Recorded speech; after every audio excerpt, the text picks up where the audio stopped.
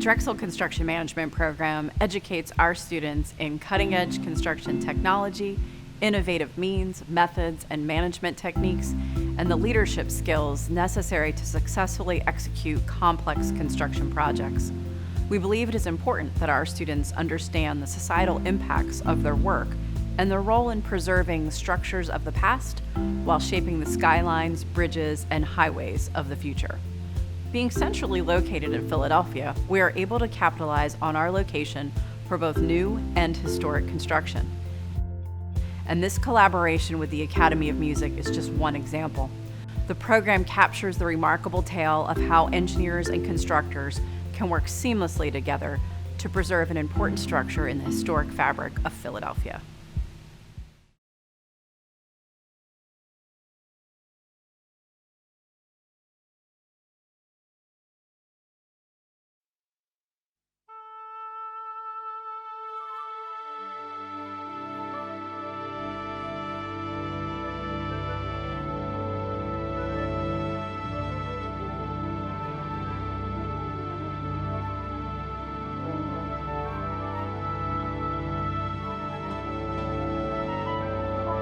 The building is sometimes known as the Grand Old Lady of Locust Street, a 19th century masterpiece of design still entertaining audiences into the 21st century.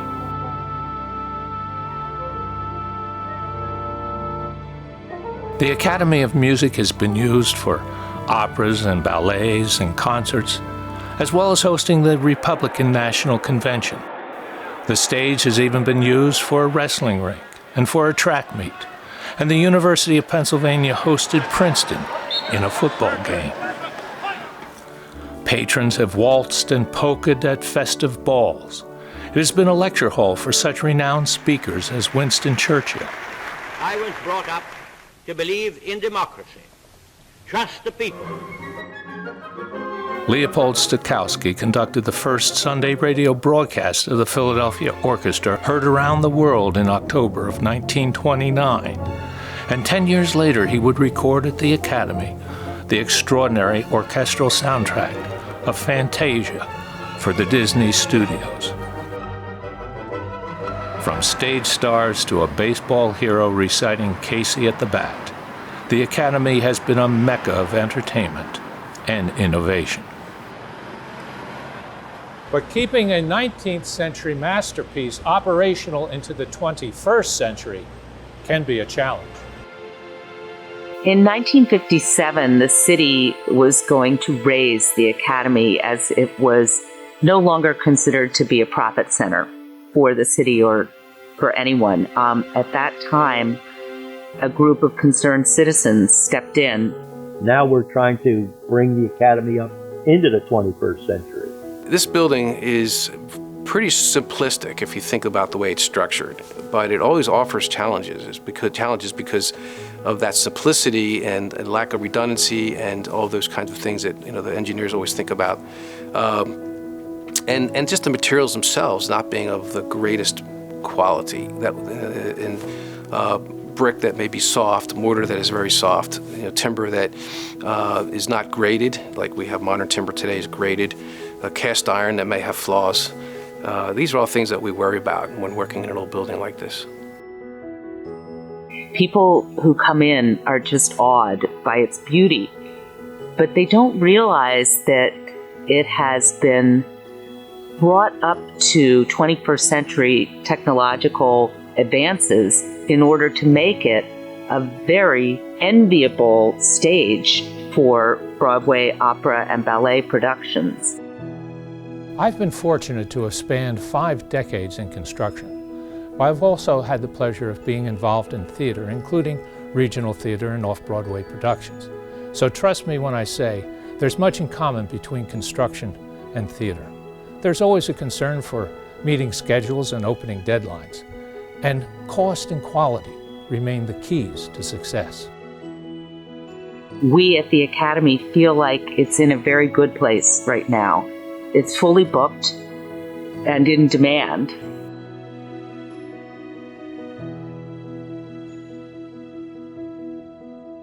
But there's another very important similarity, and that is the challenge of meeting expectations. The construction client, the audience member, never fully see what makes what they do see happen. There's a trust that everything will function according to expectations. But craft workers and stagehands work tirelessly to produce effects owners and audiences usually take for granted. I think that's part of it, just understanding how do you work in this building, how do you work in this landlocked site, how do you work at night, how do you work, on off hours and so forth. This then is a story of how innovative engineering and renovating construction has kept this 19th century structure a premier theater in 21st century Philadelphia. It is a story not about what has happened within these walls, but what can still happen because men and women continue to find ways to improve the structural integrity while providing for innovative theatrical technology. Sometimes you need to make changes to a building. Maybe you need to rebuild the stage house, which, there was some scorn about, well, you're removing historic fabric, but sometimes you have to make those sacrifices to make it more financially viable. And if it's more financially viable, it'll be preserved. You might even consider these engineers and constructors the phantoms of the theater that make the opera possible. The future of the Academy is now. We like what's happening at the Academy now. The mix of Broadway, of the opera, of the ballet, the fact that the Kimmel Center has freed up the space for all of our arts organizations because it's right in the center of the Avenue of the Arts. The Academy of Music is considered the oldest opera house/concert hall in the United States. If the Academy could have been closed over an extended period of time, then the renovations could have been performed quite differently. The Philadelphia Orchestra owns the building. They've been playing the Academy music since they were existing. It makes it very difficult to complete much needed improvement projects in a very old historically certified facility. Working in an active theater is challenging. There are times when the theater is dark, so we can perform surveys and the contractor can perform the work. It is challenging to work around a schedule, and often there was night work, which required either early morning site visits or evening visits, so that can be challenging. What may appear to some as a simple hole in the wall for access backstage had major consequences for the future and purpose of the Academy. Because of the real estate agreement between Academy House and the Orchestra Association, exchange of real estate, they built a space they call Rehearsal Hall. They built the Philadelphia Orchestra 110 musicians' dressing rooms and lockers. They needed to make a physical connection between the stage of the Academy of Music and the new facilities. So they demolished probably about a 3-foot thick brick masonry wall and created access from the stage into the new facilities that Academy House built on behalf of the orchestra. Not to be discounted are the people who live in Academy House, who I think become our automatic audiences.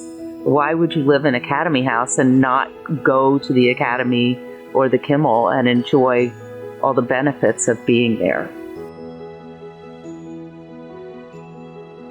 What we call a proscenium arch in a theater actually hides from the audience up to twice the height in fly space, but space that is critical to both the structure and staging. Whatever each show might bring in must be carried by the strength of the trusses above. The Broadway shows that are being put on right now need sufficient space. The scenery is such a size that the Academy of Music is not large enough to handle modern scenery. So in order to attract those types of performances, the roof profile needed to be raised. The reason we had to replace the stage house truss system obviously was because of the heavier loads that were anticipated through Broadway shows. The dream of constructing an opera house in Philadelphia began in 1852, but it would not be for a couple years before Elijah Otis demonstrated a safe elevator design. and it would be several more years before elevators were incorporated into multi-story construction. So the Academy of Music was completed without the benefit of elevators for its patrons. The audience had to climb, and in some cases climb, and climb some more. But it was during a routine inspection for the elevators that an even greater challenge arose. We've all heard the expression, the show must go on. But what if it should not? During the elevator project, we had to perform a survey in the attic over the auditorium to understand if the elevator overrun would impact major structure. Keystone Hood structural engineer Suzanne Pence was examining the roof truss system up above the audience level. We happened to have that summer a young intern with us from Scotland, Patrick Ruddock, and I asked him to go with me. And it was very dark up there. There was really no way to get around the attic. You could crawl along the top of the brick wall that the trusses were bearing on, and we got to the third truss, looking at the face of the truss, and something about it didn't look right. And she thought she saw a crack. In a truss, the bottom cord is the element that is in tension. This crack was in the bottom cord. I knew that, of course, I had to tell Nick right away, and I knew this was important. Nick Giannopoulos, principal at Keystone Hood. And then I went back to the office and I told him the whole story. She came upon one of the trusses in which the bottom cord, which was comprised of two 5 by 16-inch pieces of timber, a total tensile fracture in one of those two members. She said, I think you need to make an appointment. I want to go back with you tomorrow. And we walked across the ceiling over to where the one truss was over here, that she had noticed the tensile fracture in the bottom cord. Nick also had to crawl along the top of the wall and on the top of the ducts, and again there was the dust and the black dirt everywhere. We looked like coal miners because it was just so filthy. Nick said, well, you know, Suzanne, you have to wonder, he said, if half of the truss has failed under the normal load, what is happening to the other half that is now carrying double the normal load? She's prodding me and saying, well, what are you going to do about it? There was a Friday afternoon performance at 2 o'clock, and there was music playing. And so I said, I think we better get down and tell them what we found here. You know, he was always aware of what we needed to do next. We made our way down to the green room, and it just so happened that the executive director of the Philadelphia Orchestra Association, a guy by the name of Stephen Sell, was there, as was George Schaefer, who was the construction manager for the two towers. He came to me and said, I think we found a severe crack. The actual bottom cord of the truss was physically separated. Schaefer says, Nick, if Philadelphia L&I knew of this condition, what would they do? Everybody there had just great confidence in Nick and his assessment of the whole thing. I said, I think they would close the place down. That's all. They just close it down. Stephen Sells prepared and walked out onto the stage. Sell, who had his wits about him, said, one of our systems is not functioning properly. He took a microphone and said, we found a problem with one of the building systems, and we think we need to terminate the concert right now. Please safely go home. And that's what we did on Friday afternoon. They said, let's be safe, not sorry. Let's close the building and undertake a repair project. The executive director of the Orchestra Association said, we want to have a meeting here on Sunday afternoon. This was Friday. on Sunday afternoon, and we want you to tell us what you're going to do or what you propose doing to deal with this issue. There were a lot of television personalities running around trying to interview somebody who looked like they knew what was going on. And Nick and I, who probably knew more than anyone else what was going on, we just very quietly snuck through the crowd and got on a bus and went back to the office. And we worked literally until the last Paley local that took me home, and she took the bridge train over to Jersey. In Nick's mind, the most important thing to do before anything else was to make the building safe enough that people could be working in it to repair it. Although a catastrophic tragedy had been avoided, a structural collapse of an historic structure was still possible. In such circumstances, the team makeup becomes paramount over lowest price. We don't want this thing put on the street for competitive bidding. We want to tell you who's going to do the job because we have confidence in them. So they agreed to it. They said, fine, you name it, they're going to do it. Schaefer will be the construction manager. We then talked through a schedule of who needed to do what and how quickly it could be done. The irony of it is, we were shooting from the hip, always, in doing this, because there was still something we didn't know. We didn't know how we were going to penetrate the ceiling, because we didn't even know how heavy the ceiling was, and we needed to know that to be able to calculate how much load was being brought into this shoring system. What we wanted to do was to penetrate the ceiling, and we did it by cutting 1-foot squares out of this plaster ceiling. Well, one, to run some pipe supports up through them so that we could re-engage shoring under the trusses. And two, the 1-foot square pieces that we cut out, we could weigh. The superintendent says, we don't have a scale here. We don't know how much these weigh. I said, let's go to the Latimer around the corner. So we went around the corner to the Latimer. And there's the owner. He's slicing a turkey breast with his slicer and so on. He said, what can I do for you? So we told him we'd like to weigh the plaster. And he says it is exactly 1.1 pounds is what it weighs. He says, is that all right? I said, yeah, I think that gives us the information we want. The engineers from L&I would come over at lunch hour to see what we were doing. And of course, you know, they were supportive of everything we wanted to do or intended to do, and what we didn't know, what we were going to try and find out.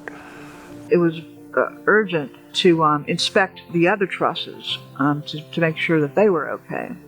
One of the trusses next to the one where I had initially found the failure, we shone our flashlights on it, and it was absolutely terrifying.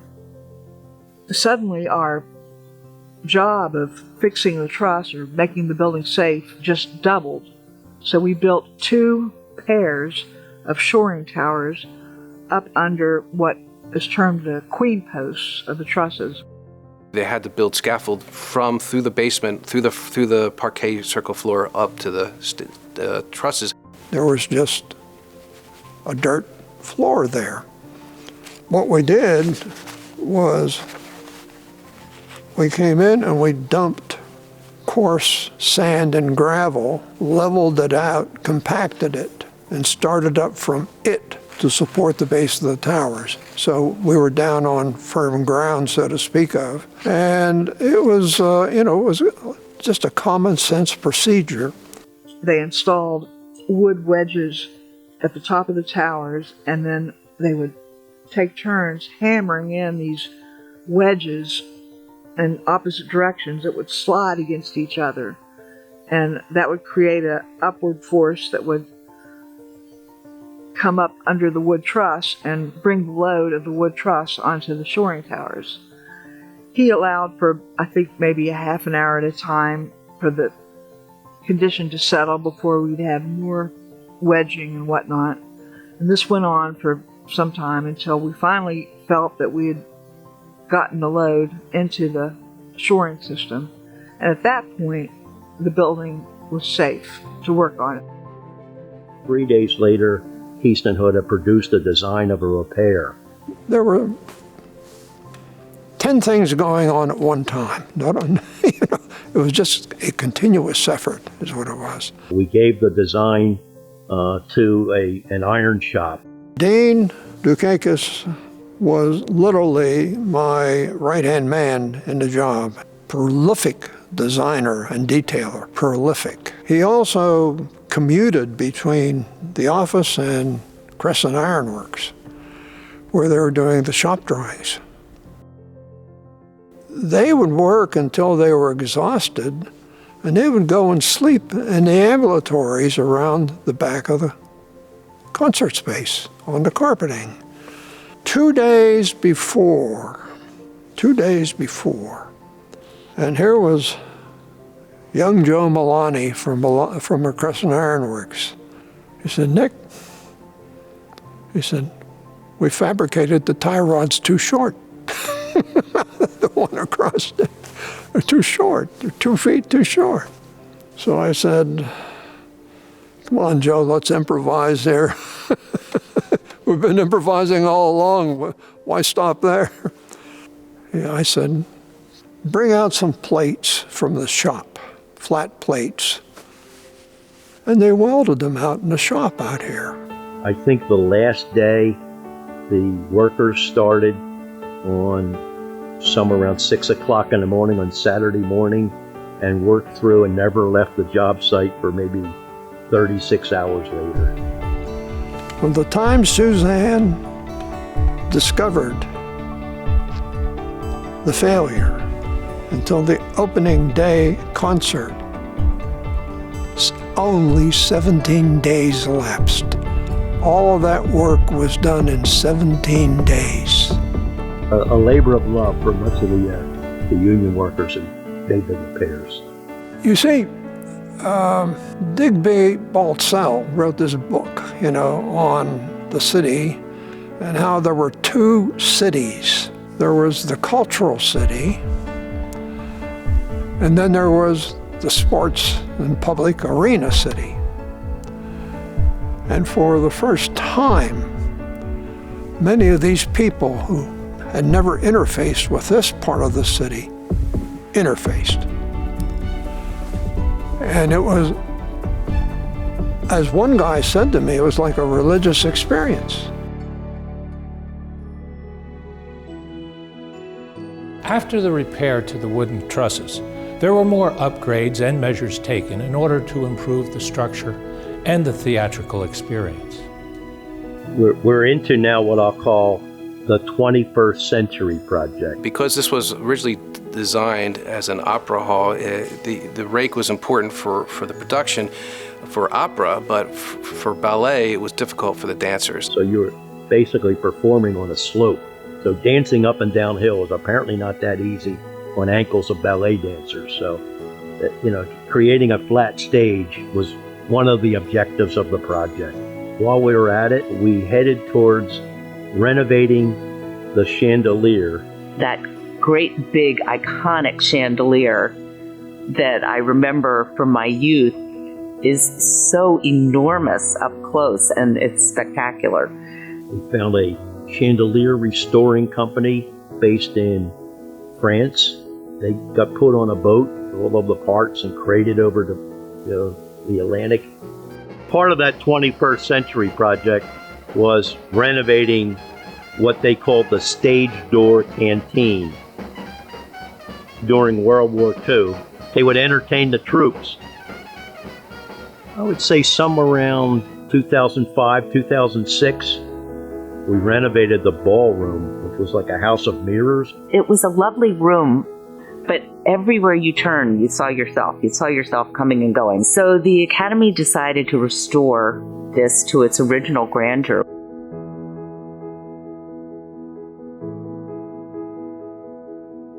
And so whether just passing by this historic treasure or attending a performance, the show will go on. The lights will dim, the music begin, and the show starts. Not just because of what the audience sees, but because others have made happen what they do not see.